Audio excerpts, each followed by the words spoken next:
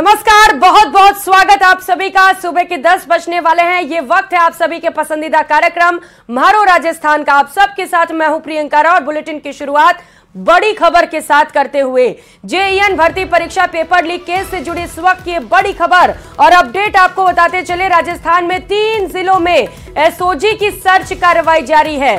जयपुर, दौसा और भरतपुर में बड़ी कार्रवाई चल रही है। जयपुर में 7, दौसा में 4 और भरतपुर में 1 जगह पर सर्चिंग ऑपरेशन किया जा रहा है। मास्टरमाइंड हर्षवर्धन मीणा के ठिकानों पर भी सर्च कार्रवाई की जा रही है, जिसकी तस्वीरें इस वक्त आप देख पा रहे हैं। कार्रवाई से जो माफिया है उनमें हड़कंप मचा हुआ है। आरोपी राजेंद्र यादव के ठिकानों पर भी इस वक्त सर्च की कार्रवाई की जा रही है। तकरीबन 14 टीमें लगातार सर्च की कार्रवाई में जुटी हुई हैं। पिछले दिनों पेपर लीक कांड में फरार सरगनाओं के पकड़े जाने के बाद पूछताछ में खुलासे हुए थे और लगातार जिस तरीके से खुलासे होते चले जा रहे हैं वैसे ही जांच भी आगे बढ़ती चली जा रही है और माना जा रहा है कि जब ये सर्च ऑपरेशन पूरा होगा तो इसके बाद भी और खुलासे हो सकते हैं। तो बड़ी खबर इस वक्त की आपको बता रहे हैं। जयपुर में कार्रवाई की जा रही है, दौसा में भी सर्चिंग ऑपरेशन जारी है। 2 अलग अलग तस्वीरें इस कार्रवाई से जुड़ी आपके टीवी स्क्रीन पर इस वक्त आप देख पा रहे हैं, जहां पर जेईएन भर्ती परीक्षा पेपर लीक को लेकर जो दोषी थे उनसे जब पूछताछ की गई तो उसके बाद कुछ और तथ्य सामने आए हैं और इसी को लेकर एसओजी की अलग अलग टीमें इस वक्त 3 जिलों में सर्च ऑपरेशन चला रही है। कार्रवाई की तस्वीर देखिए। पहली तस्वीर राजधानी जयपुर से आपको दिखा रहे हैं, जहां पर कई अलग अलग टीमें इस वक्त मौजूद हैं। सर्च ऑपरेशन किया जा रहा है। दौसा से भी ये तस्वीर आप देख पा रहे हैं और इसके साथ साथ भरतपुर में भी ऐसी ही कार्रवाई चल रही है। जयपुर में 7 ऐसे ठिकाने जहां पर इस वक्त एसओजी की टीम पहुंची है, तो दौसा में 4 ऐसे जगह हैं जहां पर टीम मौजूद है। वहां पर दस्तावेज खंगाले जा रहे हैं और जो पूछताछ में बातें सामने आई हैं उन्हें भी पुख्ता करने की कोशिश की जा रही है। सहयोगी विष्णु हमारे साथ जुड़ चुके हैं। विष्णु, बड़ी कार्रवाई एसओजी की ओर से क्योंकि कई खुलासे हुए थे पूछताछ के बाद, सर्च में कुछ मिला है क्या अब तक? देखिए, सबसे पहले मैं बताऊंगा कि प्रदेश में नई सरकार के गठन के बाद में मुख्यमंत्री भजनलाल ने अपने इरादे साफ कर दिए थे। इसके लिए पेपर लीक कांड से जुड़ी हुई मामलों में जांच के लिए और दोषियों को सलाखों तक पहुंचाने के लिए एसआईटी का गठन किया गया था, जिसकी जिम्मेदारी दी गई एडीजी वीके सिंह को। और उसके बाद आज ये बड़ी कार्रवाई देखने को मिल रही है, जिसमें जेईएन भर्ती पेपर लीक जो कि 2020 में हुआ था, उसके दोषियों को, जिनको नेपाल बॉर्डर से पिछले दिनों एसओजी और एटीएस की टीम ने गिरफ्तार किया था। हर्षवर्धन जो मास्टरमाइंड था, मीणा, उसको गिरफ्तार किया गया था, जो कि पेशे से पटवारी था। वहीं पर राजेंद्र यादव जो कि टीचर भी था कि गवर्नमेंट स्कूल में, ऐसे 4 आरोपियों को गिरफ्तार किया गया। और आज उनसे पूछताछ के बाद में जो इनपुट जो एसओजी एटीएस को मिला, उसके बाद है इस सर्च की कार्रवाई जयपुर में 7 जगहों पर, दौसा में 4 जगह पर और 1 कार्रवाई भरतपुर में देखने को मिली है। हमारे साथ मौजूद है पुष्पेंद्र सिंह राठौड़ जो कि एडिशनल एसपी है ये, और इनके अलावा एडिशनल एसपी बजरंग सिंह की नेतृत्व में 14 टीमों ने आज सर्च की कार्रवाई को किया। एडिशनल एसपी पुष्पेंद्र सिंह जी से हम बात करेंगे, जानेंगे सर्च किस तरह की कार्रवाई की आपने की, कहाँ का जयपुर में कार्रवाई की गई? जयपुर में 7 जगह कार्रवाई हुई है, 4 जगह दौसा है और 1 जगह भरतपुर में कार्रवाई की गई थी। आज सुबह टीमें करीब 4:30 बजे यहाँ से निकली थी जी, और सबने अलग अलग जगह जाके छापेमारी की थी। हमने पहले वारंट ले लिए थे और पूरे घर की, पूरे ऑफिस की, पूरे स्कूल की हमने तलाशी ली है और जो महत्वपूर्ण डॉक्यूमेंट्स वगैरह मिले हैं वो लेकर आए। अब हम क्रॉस एग्जामिनेशन करके और फिर आगे गिरफ्तारियां करेंगे। कितने आरोपी आपने पिछले दिनों गिरफ्तार किए थे नेपाल बॉर्डर से और क्या क्या इनपुट मिला होगा शुरुआत में? आरोपी तो अलग अलग मुकदमे में बहुत सारे इकट्ठे हो गए हैं, लेकिन मेन जो 4 लेकर आए थे उन्हीं से आगे हमारे को ये मिला था और इन्हीं के आउटपुट पे हम लोगों ने आज ये छापेमारी की है वीके सिंह साहब के नेतृत्व में। साथ में मैं जानना चाहूंगा कि जयपुर के अलावा और कहाँ ये कार्रवाई की गई, कौन ये आरोपी थे जिनके ठिकानों पे कार्रवाई की गई है? जयपुर के अलावा दौसा है, भरतपुर में भी हैं और जयपुर में 7-8 जगह जयपुर में। सर एक बात, जयपुर में जो 7 जगहों पे कार्रवाई की गई, इनमें कोई स्कूल भी शामिल थे, कोई फ्लैट थे, कहाँ का कोई नाम सामने आ रहा है? स्कूलों में और इनके ऑफिस में, जैसे मैं जहाँ पे गया था वहाँ बीएड का कॉलेज भी है, स्कूल भी है और उनका घर भी वहीं पे है, तो वहाँ पे भी पूरी हमने सर्च की थी। और कुछ हर्षवर्धन से जुड़े हुए ताल्लुकात है कि क्या इनके फ्लैट्स के या फिर स्कूल की बात करें, क्या है स्कूल में, क्या था वहाँ पर बीएड कॉलेज में, किनका बीएड कॉलेज है, क्यों वहाँ पे कार्रवाई की गई? जो मैं लेकर आया वो वीरेंद्र का है, जो एपीएल करके है, लेकिन उसके अंदर पुराने डॉक्यूमेंट्स वगैरह देख रहे थे कि कोई पुराने पेपर्स हैं, इंपॉर्टेंट पेपर्स हैं या कोई नए डॉक्यूमेंट हमारे को मिले हैं, तो वो उसको वेरीफाई करेंगे और उसके बाद आगे कार्रवाई करेंगे। अभी सर्च कार्रवाई चल रही है जयपुर शहर में, कुछ लोग अभी कर रहे हैं, मेरी वाली कंप्लीट हो गई थी तो मैं आ गया, बाकी लोग कर रहे हैं अभी शायद। तो देखिए, ये एडिशनल एसपी पुष्पेंद्र सिंह राठौड़ जी जिनके नेतृत्व में जयपुर में कार्रवाई की गई, दूसरी कार्रवाई एडिशनल एसपी भजन सिंह राठौड़ कर रहे हैं और वहीं पर दौसा और भरतपुर में भी कार्रवाई चल रही है। तो फिलहाल मैं बताऊंगा कि 2020 में जूनियर इंजीनियर भर्ती पेपर लीक कांड हुआ था, जिसके दोषी जो मुख्य सरगना थे वो फरार चल रहे थे। अब तक पूरे मामले में 24 गिरफ्तारियां कर ली गई थी एसओजी के द्वारा, लेकिन जो मास्टरमाइंड थे वे फरार चल रहे थे। 50,000 का इनाम हर्षवर्धन मीणा के ऊपर रखा गया था, जो कि पटवारी है, दौसा का रहने वाला है। उसके अलावा राजेंद्र यादव जो कि खातीपुरा में एक गवर्नमेंट स्कूल है वहां पर टीचर था। तो उसके अलावा एक राजेंद्र कुमार यादव और है जो कि सब इंस्पेक्टर में चयन उनका हुआ था। साथ में गंगापुर सिटी से पकड़ा गया एक रामावतार नाम का व्यक्ति को गिरफ्तार किया गया था, जो कि लाइब्रेरियन था। जो भी पेपर लीक हुए हैं उन सभी पेपर लीक को लेकर गहनता से जांच की जा रही है। जैसा कि वादा किया था बीजेपी ने कि अगर सत्ता में हम आते हैं तो कड़ी कार्रवाई होगी, कुछ ऐसी तस्वीर भी दिखाई दे रही है। आप नजर बनाए रखिएगा क्योंकि और भी जगहों पर कार्रवाइयां जारी हैं, तो वहां भी थोड़ा नजर डाल लेते हैं। जयपुर ही नहीं, दौसा में भी इस वक्त बड़ी कार्रवाई की जा रही है एसओजी की ओर से। सीधे लिए चलते हैं, दिखाते हैं वहां पर क्या एक्शन लिया जा रहा है। एसओजी की बड़ी कार्रवाई जारी है। दौसा में एसओजी की टीम पहुंची है और पेपर लीक के जो तार हैं वो इस आश्रम से जुड़े हुए हैं। ये एक आश्रम है जो दौसा शहर में गिरिराज धरण मंदिर के पास स्थित है और यहाँ पर एसओजी की टीम आई हुई है। जब अभी कुछ आरोपियों को जब पुलिस ने गिरफ्तार किया था तो उनसे पूछताछ में सामने आया था कि इस जगह से पेपर लीक के तार जुड़े हुए हैं और उसके बाद में एसओजी की टीम लगातार यहाँ कार्रवाई कर रही है। यह आश्रम है लेकिन यहाँ पर कोई व्यक्ति मिला नहीं है और पुलिस ने कुछ दस्तावेज जब्त किए हैं। यहाँ पर बैंक पासबुक है और बिजली के बिल हैं आदि मिले हैं। और हम यहाँ के अतिरिक्त पुलिस अधीक्षक एसओजी के बात करते हैं नरेंद्र जी से। सर, क्या इनपुट मिला था और क्या कार्रवाई की जा रही है? ये कुछ संदिग्ध लोगों को एसओजी ने गिरफ्तार किया था। उसमें एक हर्षवर्धन नाम का व्यक्ति भी है जो पटवारी है, महुआ में कहीं पदस्थापित है। उसको एसओजी ने पिछले दिनों अरेस्ट किया था। उससे पूछताछ के आधार पर कुछ संदिग्ध जगहों का नाम आया था और उन जगहों की हम तलाशी ले रहे हैं। कोर्ट से सर्च वारंट लिया है, उसके आधार पर तलाशी ले रहे हैं। इनपुट ये मिला था उससे पूछताछ में कि यहाँ से संदिग्ध गतिविधियाँ परीक्षाओं संबंधी हर्षवर्धन द्वारा संचालित होती थी।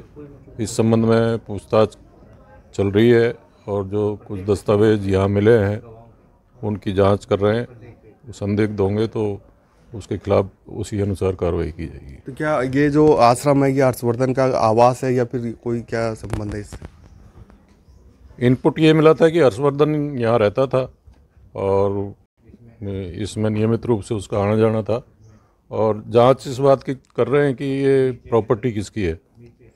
जो बिजली के बिल मिले यहाँ पे 4-5 बिजली के बिल मिले वो हर्षवर्धन के नाम, स्वयं के नाम के बिल है। वो इसी प्रॉपर्टी के बिल है या दूसरी के जांच कर रहे हैं।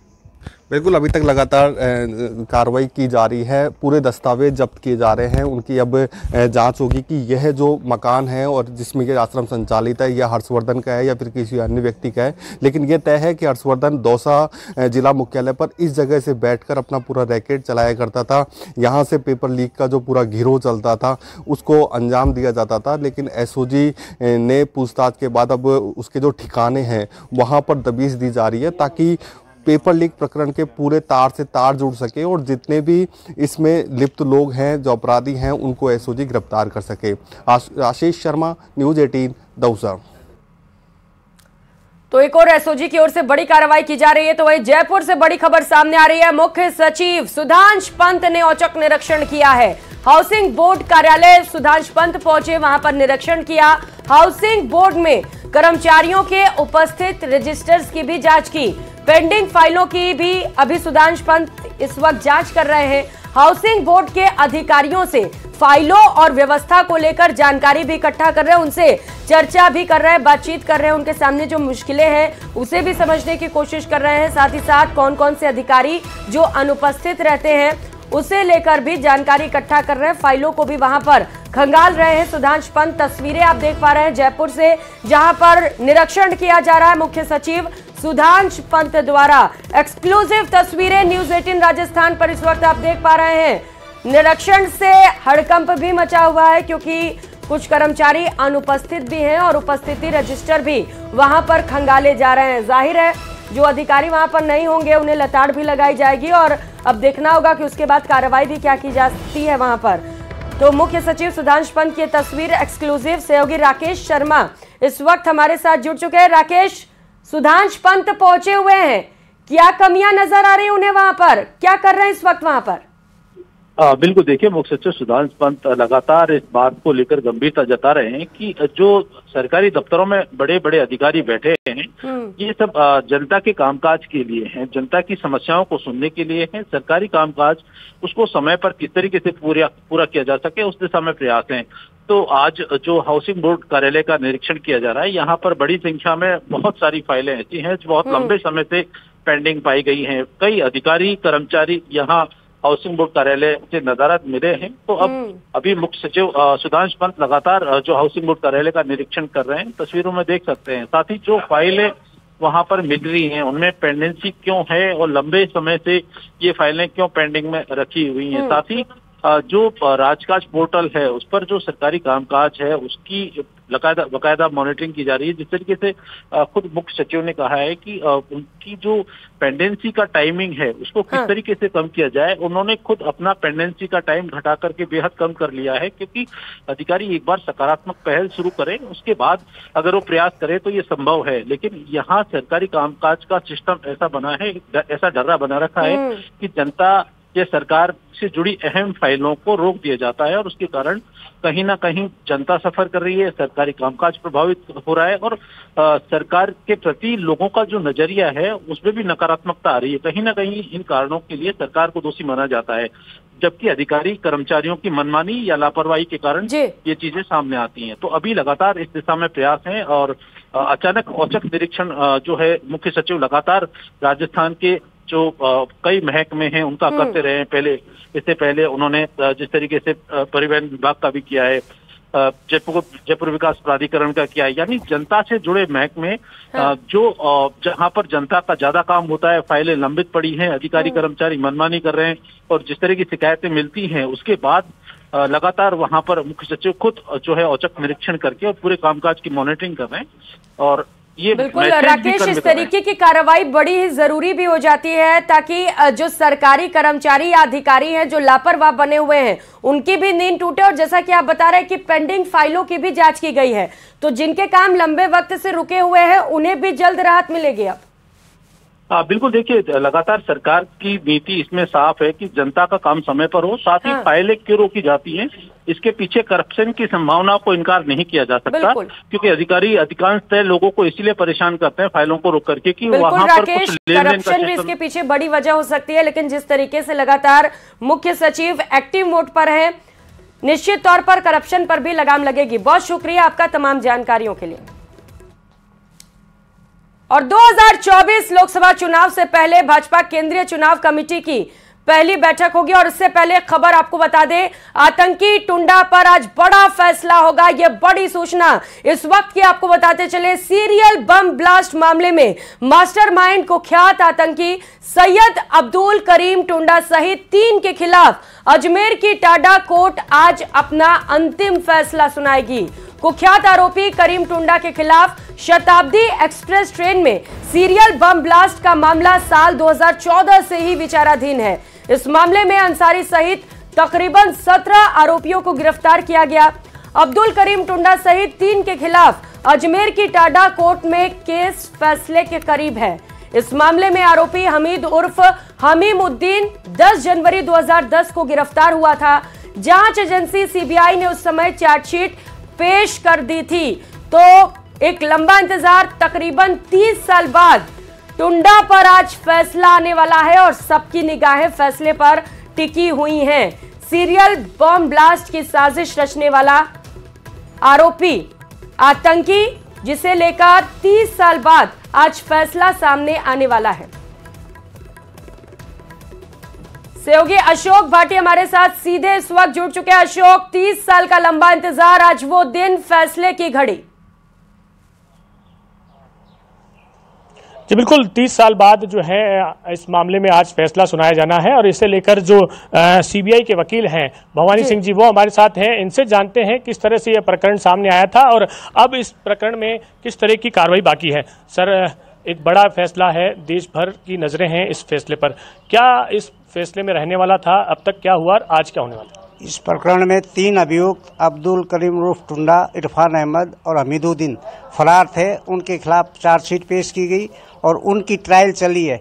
सीबीआई की ओर से सभी अभियुक्तों को पेश किया गया, चार्जशीट पेश की गई, एविडेंस पेश की गई। आज निर्णय है, अदालत के समय जो भी निर्णय होगा वो सीबीआई के फेवर में होगा और इन अभियुक्तों को कड़ी से कड़ी सजा दिलाने के आदेश की निवेदन करेंगे हम। तो किस तरह के मामले जो इस पर थे और 3 जो अभियुक्त हैं उससे पहले भी जो है इस मामले में कई लोग थे, उनका क्या रहा? पूर्व में अभियुक्तों के खिलाफ 2004 में सजा हुई है। ये 3 अभियुक्त थे जो 5-6 दिसंबर 93 को बाबरी मस्जिद की प्रथम वर्षगांठ पर इन्होंने पूरे भारत में एक्सप्रेस गाड़ियों में विस्फोट किए थे और इन पर टाडा एक्ट, आयुध अधिनियम और विस्फोटक अधिनियम, आईपीसी की धाराएं और रेलवे एक्ट की धाराएं हैं और 302, 307, 326, 324, 334 और 36 के तहत अपराध बनते हैं। इतना लंबे समय लगने का कोई मुख्य कारण रहा? इसका कारण कि एक तो फरार थे, बाद में पेश किया गया और इसमें क्या, क्योंकि जो भी अधिकारी गवाह थे 30 साल पुराना था, तो हमें सीबीआई की ओर से गवाहों को ढूंढने के लिए काफ़ी प्रयास किए गए और उनको लेके आए। इस वजह से थोड़ा सा समय लगा। अब जो है फैसला, क्योंकि बहस पूरी हो गई है, आज क्या लगता है इस मामले में पूरा बहस पूरी हो गई तो फैसला आना है या अभी भी ऐसी उम्मीद है कि इस मामले में आगे सुनवाई हो सकती है या तारीख दे? अभी आज फैसले के लिए दिए थे, कोर्ट के पास आज फैसले के लिए तारीख दी। किसी कारणवश आज फैसले का दिन है, इंतजार थोड़ा लंबा जरूर रहा लेकिन देर आए दुरुस्त आए और निश्चित तौर पर जब फैसला आएगा तो सभी को उससे संतुष्टि भी मिलेगी जब आरोपियों को सजा मिलेगी। बहुत शुक्रिया आपका तमाम जानकारियों के लिए।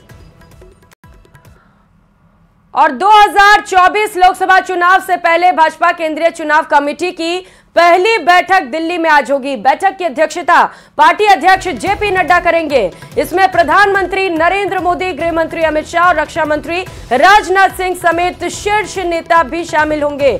सूत्रों के मुताबिक इस बैठक में पार्टी की ओर से लोकसभा चुनाव के लिए 100 से लेकर तकरीबन 120 सीटों पर कैंडिडेट्स घोषित किए जा सकते हैं। बैठक के दौरान नेताओं द्वारा 2014 के लोकसभा चुनाव और 2019 के लोकसभा चुनाव में पार्टी की हारी हुई सीटों पर चर्चा होने की भी संभावना है, यानी उन सीटों पर भी जोर रहने वाला है जिसे पिछली बार बीजेपी हार गई थी।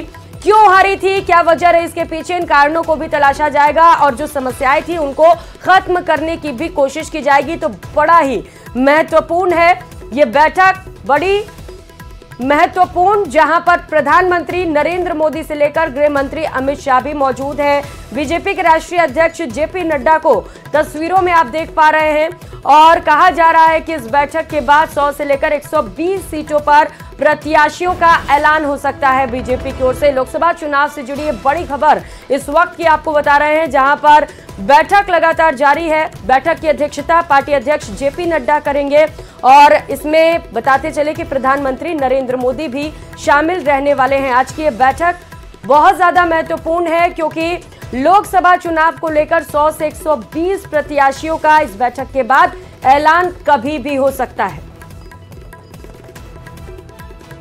और दिल्ली से सहयोगी विनीत इस वक्त सीधे हमारे साथ जुड़ चुके हैं। विनीत, महत्वपूर्ण बैठक, 100 से 120 प्रत्याशियों के नामों पर मोहर लगेगी। जी प्रियंका, निश्चित तौर पर मैं आप बताना चाहूंगा कि आज शाम को केंद्रीय चुनाव समिति की बैठक होगी और बहुत ही महत्वपूर्ण बैठक है यह माना जा रहा है। एक और बड़ी बात मैं आपको बताना चाहूंगा कि अभी चुनाव की तारीखों की घोषणा नहीं हुई है, लेकिन बीजेपी ने इस बार जो स्ट्रैटेजी बनाई है, जैसा कि हमने देखा राजस्थान का जो विधानसभा चुनाव हुआ था या फिर मध्य प्रदेश या छत्तीसगढ़, वहां पर भी चुनाव की घोषणा के पहले ही बीजेपी ने कुछ उम्मीदवारों के नामों की घोषणा कर दी थी। और इसके साथ ही साथ बीजेपी इस बार भी, जब लोकसभा का चुनाव हो रहा है, इस बार भी चुनाव की घोषणा के पहले ही जो है बीजेपी अपने उम्मीदवारों के नामों की घोषणा कर रही है। एक बड़ी बात यहां पर मैं आपको बताना चाहूंगा कि राजस्थान को लेकर के इस बार 25 की 25 सीट जो है उस पर बीजेपी जीतने की स्ट्रैटेजी जो है वो बना रही है, क्योंकि 2014 और 2019 के परफॉर्मेंस को बीजेपी को बरकरार रखना है। इसके साथ ही साथ मैं आपको बताना चाहूंगा कि कुछ नए चेहरे भी जो है वो आ सकते हैं। 2014 के बाद जब 2019 का चुनाव हुआ था, 6 सांसदों का टिकट जो है वो काटा गया था, जबकि इस बार 6 सांसद जो है उन्होंने विधानसभा का चुनाव लड़ा था। और इसके साथ ही साथ जो नागौर की सीट थी वहां पर गठबंधन को दिया गया था। इस बार जो हम मान के चल सकते हैं कि कई जो सीट हैं उस पर नए चेहरे आएंगे, क्योंकि अलवर से अगर हम बात करें, वहां पर बालकनाथ जो है वो विधायक बन गए हैं। इसके साथ ही साथ दिया कुमारी उप मुख्यमंत्री बन गई हैं, राज्यवर्धन राठौर जो है वो मंत्री बन गए हैं। तो इनके नाम पर जो है नए चेहरे आएंगे। माना यह जा रहा है कि भूपेंद्र यादव जो है उन्हें इस बार विधानसभा का, माफ कीजिए, उन्हें राज्यसभा का टिकट नहीं दिया गया है। उन्हें इस बार अलवर या अलवर से भी चुनाव लड़वा सकती है, या फिर एक और जगह जो है महेंद्रगढ़, वहां से पार्टी उन्हें टिकट दे सकती है। तो बड़ी बात यहां पर होगी कि अब देखना यह होगा कि आखिरकार पार्टी जो है वो किन के नाम पर मोहर लगाती है। लेकिन एक बड़ी सूचना मैं यह भी देना चाहूंगा कि जो सूत्रों के हवाले से यह खबर आ रही है कि आज का जब केंद्रीय चुनाव समिति की बैठक होगी और उसके बाद जब नामों की घोषणा होगी, पहला नाम जो है वह प्रधानमंत्री नरेंद्र मोदी का होगा। तो बीजेपी जो है वो अपने उम्मीदवारों के नामों की जब घोषणा करेगी तो हमें जो सूत्रों के हवाले से जानकारी मिल रही है उसमें पहला नाम जो है वो प्रधानमंत्री नरेंद्र मोदी का भी हो सकता है। जी, ये बड़ी जानकारी आप दे रहे हैं कि पहला नाम प्रधानमंत्री नरेंद्र मोदी का हो सकता है जब नामों का ऐलान होगा। आप कह रहे हैं कि नए चेहरों पर बीजेपी दांव खेलेगी। क्या इसमें युवा को शामिल किया जाएगा, महिलाओं को ज्यादा तरजीह दी जाएगी, क्योंकि महिला सशक्तिकरण का भी खूब दावा करती है बीजेपी?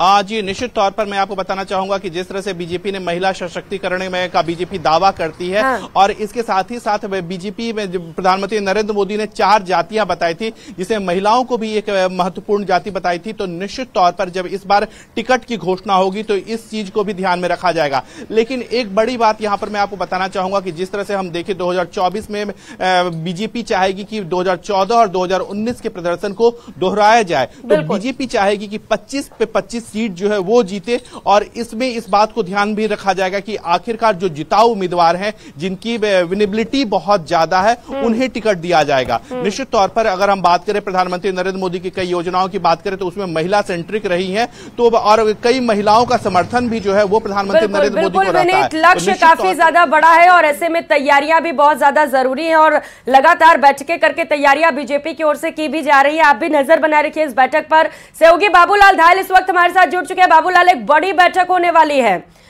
क्योंकि बताया जा रहा है कि 100 से 120 नामों का ऐलान हो सकता है। क्या लग रहा है, कौन कौन से नाम चर्चाओं में? जी बिल्कुल, राजस्थान से भी कम 10 सीटों पर आज बीजेपी उम्मीदवारों के नाम का ऐलान हो सकता है।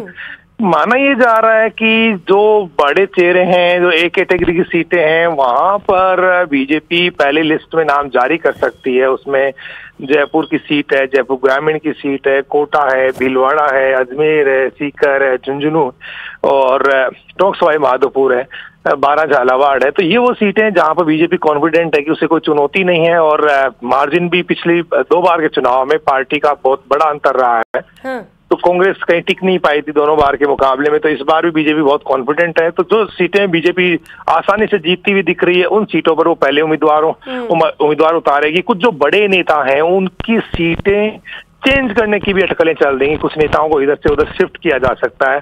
तो टिकट भी कट रही हैं कई नेताओं की, और माना जा रहा है कि 13 से 14 टिकट पार्टी काट भी सकती है। इस बार नए चेहरों को मैदान में उतार सकती है। जो बड़े तजुर्बे वाले नेता हैं, जिनको विधानसभा में मौका नहीं मिला था, उनको लोकसभा के चुनाव लड़ाया जा सकता है। तो ऐसे में पूर्व प्रदेशाध्यक्ष हैं बीजेपी के अरुण चतुर्वेदी, उनको जयपुर सीट से लड़ाने की चर्चा है। संगठन में पदाधिकारी हैं श्रवण सिंह बगड़ी, उनका नाम भी चल रहा है कि उनको जयपुर ग्रामीण से टिकट दिया जा सकता है। इसके अलावा अजमेर से सतीश पुनिया का नाम भी है, राजेंद्र राठौड़ का नाम राजसमंद से भी चल रहा है। तो बहुत सारे नाम हैं जो इस वक्त जिन पर चर्चाएं चल रही हैं। टोंक सवाई माधोपुर से पहले एक कैटेगरी पर फोकस है, पहले कैंडिडेट्स जो दिग्गज हैं उन्हें मैदान में उतारा जाएगा और उसके बाद चर्चा विमर्श करके उन सीटों पर कैंडिडेट्स को उतारा जाएगा जिसे लेकर ज्यादा मंथन की जरूरत है। बहुत शुक्रिया आप दोनों सहयोगियों का तमाम जानकारियों के लिए। और विधानसभा स्पीकर और बीजेपी के वरिष्ठ नेता वासुदेव देवनानी ने यूनिफॉर्म सिविल कोड की वकालत की है। देवनानी ने कहा कि यूसीसी की आवश्यकता वर्तमान समय में सामयिक है। अल्पसंख्यकों के कई देश हैं, उन देशों में आज इस तरह के नियम हैं। अगर भारत में इस तरह के नियम लागू होते हैं तो ये आमजन, समाज और राष्ट्र हित में भी होगा। देवनानी ने कहा सारे नागरिकों पर समान नियम हो। सुनिए। उत्तराखंड सरकार ने यूसीसी लागू किया। वास्तव में यूसीसी को जब मैं पढ़ता हूँ या देखता हूँ या सुनता हूँ तो मुझे लगता है कि इसकी आवश्यकता आज के समय में सामयिक है, क्यों कई दूसरे संप्रदायों के अल्पसंख्यकों के जो कई देश हैं उन देशों में भी आज इस तरह के नियम हैं। तो भारत में नियम लागू यदि होते हैं तो मुझे लगता है कि आम जन के लिए, समाज के लिए और राष्ट्र के हित में होगा। सारे नागरिकों पे समान नियम हो। सब ये नहीं कि हर एक की अपनी पूजा पद्धति होगी। जो मैंने उत्तराखंड को कुछ पढ़ पाया, काफ़ी कुछ इसमें सभी समाजों को, सभी संप्रदायों को इसका लाभ होता है। और फिलहाल यहाँ रुकेंगे एक छोटे से ब्रेक के लिए, लौटेंगे फौरन।